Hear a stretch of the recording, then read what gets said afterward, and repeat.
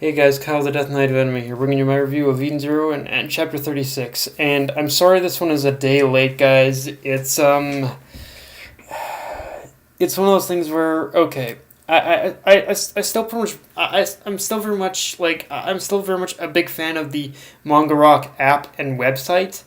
But if there's anything that pretty much this one, if there's anything that I definitely dislike about it, is that is that their means of communicating and just keeping in touch with us as to when an issue with the app arises, and then dealing with it is very kind of it isn't the greatest by pretty much any stretch of the imagination, because it was I what I was trying to do is I kept trying to update the I kept going and updating the manga list, my pretty much favorites list in Manga Rock all of yesterday in order to see if it would pop up, but it never did.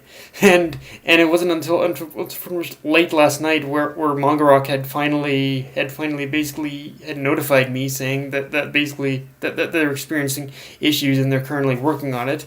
I had to go today and say.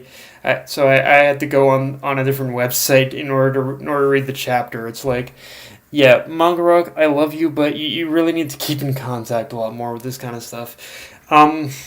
But anyway, I'm not gonna spend the entire review basically pretty much shitting on Manga Rock.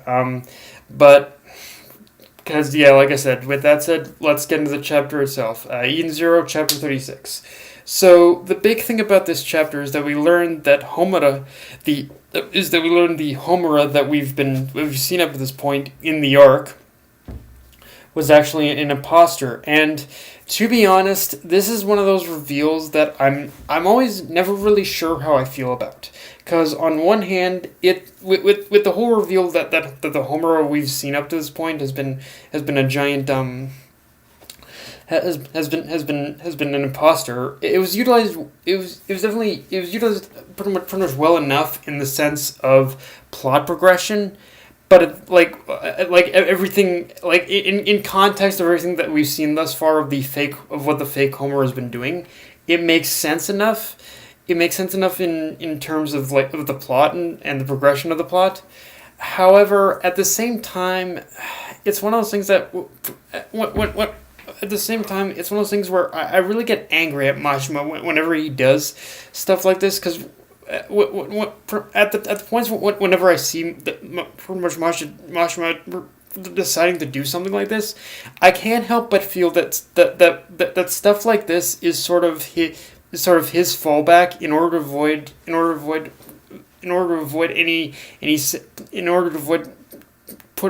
pretty much putting his characters through pretty much any semblance of an emotional arc. And it's one of those things where, again, I don't know, it just felt like pretty much one giant excuse in order to not go down anything of what I hoped would happen, of what I explained and hoped would happen pretty much last chapter. But like I said, the whole reveal in itself is fine, but it's like, I think there was so much more that he pretty much could have done, with this. I don't know. It all makes sense. It all makes sense in terms of the plot, but it's like there's just that one part where it feels like a bit of a scapegoat almost, in order to avoid pretty much putting his characters through any sort of emotional arc. And and honestly, on that point, I just don't know as to why Mashima is so afraid of doing any of that to begin with. The only thing I can gather is that he's afraid of putting himself through pretty much the same emotional trauma that apparently Rave Master caused him. Because, apparently he's gone on record that Rave Master, it kind of fucked him up something heavy. So maybe it fucked him up so much he's afraid of going down that road again. I don't know.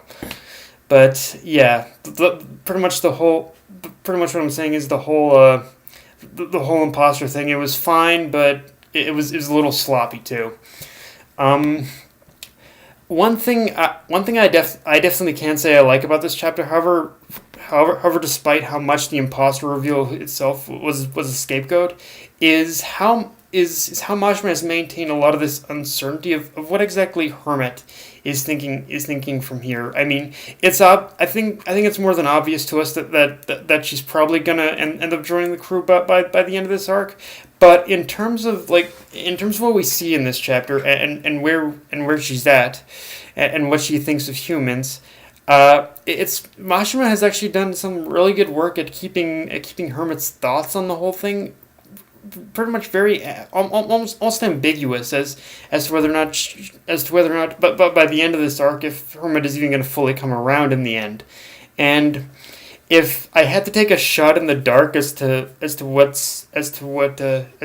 what Hermit's whole mentality is going to be, but by the end of this arc, I think it'll probably be one of those things where she'll probably only join because of Shiki or her sisters, but Hermit herself is probably still going to have a bit of an uncertainty about pretty much humans in general. So it's probably going to be one of the things where she'll pretty much join for basically either Shiki or her sisters, but it's probably going to take her a little bit more time in order to warm up to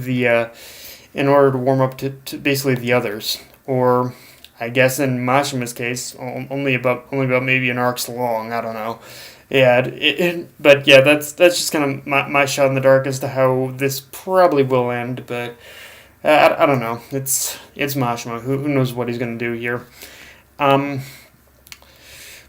Now, like I said, the reveal of the imposter herself, it wasn't a total waste either, because she basically reintroduces, because the imposter after being unmasked, basically reintroduces herself as basically Amira, a spy for basically the Galactic Intelligence Agency, or GIA.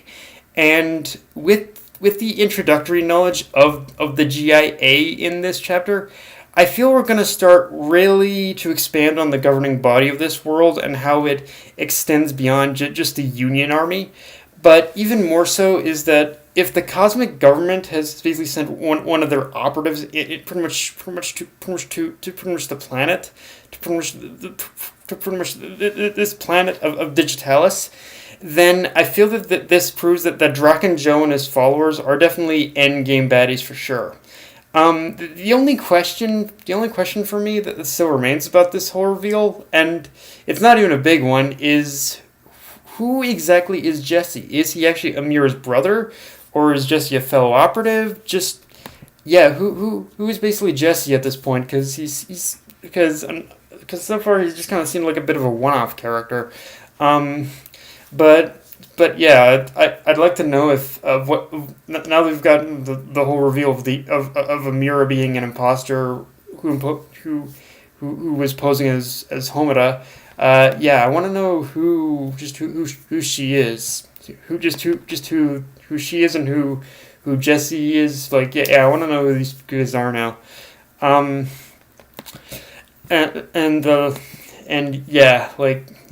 Hopefully we get a little more of that soon. Although I won't for pretty much the time for right now, I am kind of very intrigued by the fight between Homura and Amira. Like that fight in itself, it looks pretty. It looks pretty cool. It looks like a pretty cool setup. It's probably going to be a little comedic, especially if the whole thing of basically Amira having a bit of Homura's quirks still in her brain was made as a joke there. But yeah, I'm interested by that fight for sure. So one thing we actually do get in this chapter as well is that we get an explanation of how pretty much